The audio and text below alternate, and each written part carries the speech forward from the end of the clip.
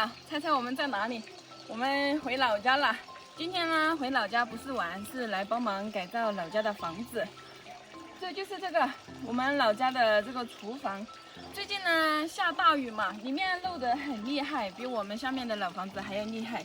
所以呢，我小姑爺爺和我老爸呢就打算把這裡的這些瓦片給它換掉，也是和我們上面一樣，重新換瓦片。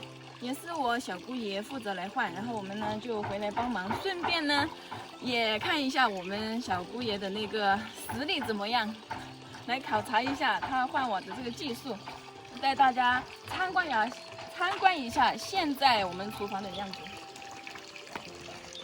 其實這個面積是沒有多大的，對不對？嗯。和我們下面的那個衛生間差不多大吧，要大一點。要大一些。嗯，要大一半啊。嗯。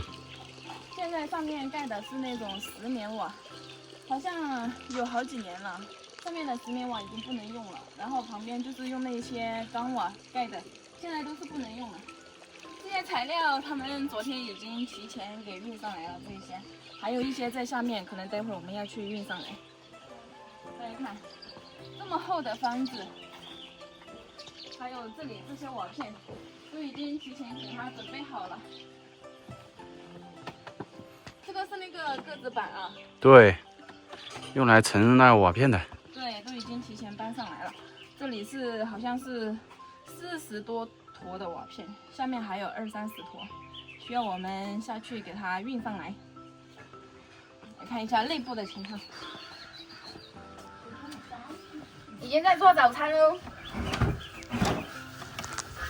現在內部就是這種情況。下面就是有一點漏水，可能是這些地方，還有這後面，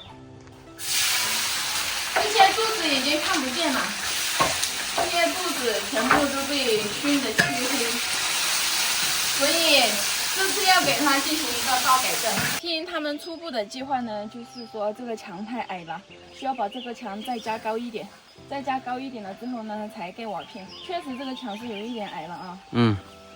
可能只有2米多，2.5米的樣子。對，可能2.5米都沒有，所以我就有1.5米。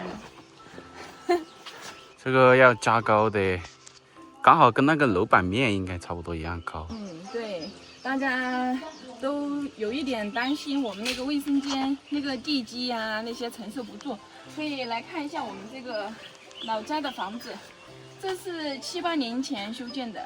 這裡也沒有給它打地基，這是直接在那個地坪上直接砌起來的磚房，一點問題都沒有。這個磚房是砌了好久，而且這個板面的話，可能跟我們那個板面差不多啊。嗯，它這個要厚一些。對，它這可能是15-16公分。可能15-16差不多。對，我們那個是14的。對，14公分。我們老家的這個情況呢，就是這樣的。這邊就是搭了一個鋼架棚，大家看着我們這裡有一點完善，也不完善，就覺得是這個材料很難運輸啊。對，因為這兒道路不通，只能通過那一條羊腸小道進行人工運輸，真的是太費勁了。以前蓋這個房子的時候，也是大家一起搬東西，還有那個用馬馱上來的。這個鋼架棚也是我小姑父來搭的。對，大家現在所見的這一切，你比如說地面上這個硬化的這些東西，到時候那些水泥都是從那條小路上運上來的，很費勁，很費勁。包括這些磚呀，還有這種。這次不用運輸磚，因為還有剩下的這些磚來給它加高樓層是完全夠的。對，這些是以前修那個房子剩下的磚，可能還有200多個，所以這些是完全夠了。然後這邊呢就不需要加蓋，因為這邊是搭的這種鋼架棚，也不漏水，而且這邊主要是用來堆雜物和那些柴火，很方便。最主要的是廚房漏的很多，這邊的話就是豬圈和牛圈一體的了。你看，以前沒有條件，這還是我們爺爺小時候，就是我爺爺17、18歲的時候蓋的這個。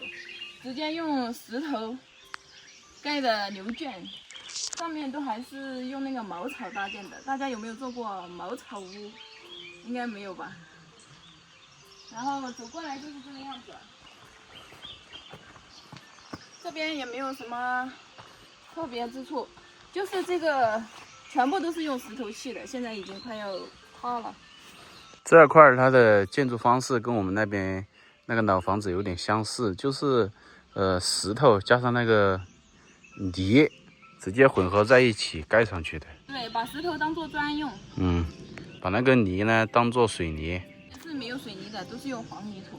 然後這裡的話就是後面加蓋的，這個是羊圈，後面加蓋的羊圈。這裡就是我們老家，我從小也是在這裡長大的嘛。如果是想要改造它，真的是太難了，難就難於運輸材料這一方面，實在是太麻煩了。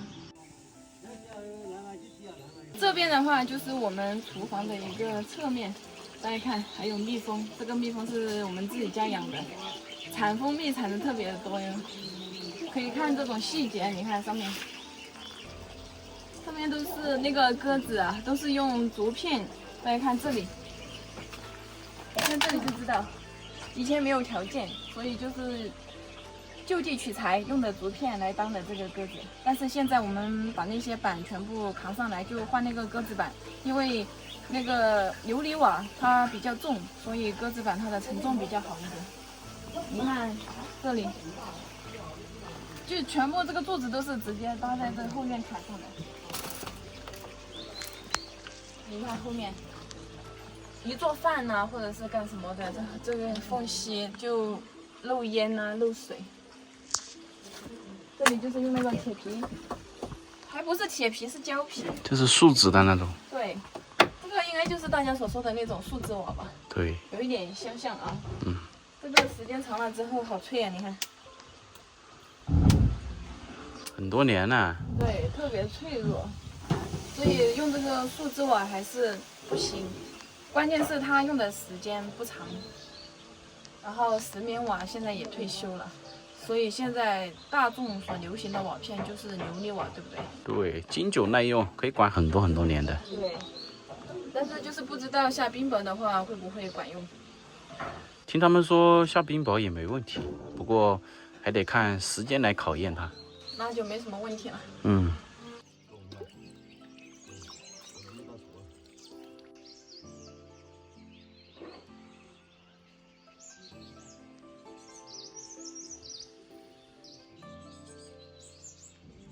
帶大家看一下沒換瓦片之前這個廚房的樣子。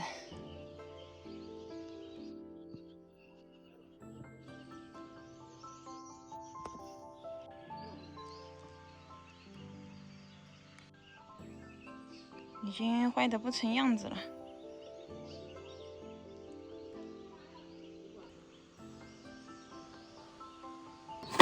現在開始吃早餐。現在人員已到位，我們吃完早餐呢，就開始搬運材料。先吃飽了再幹活。對。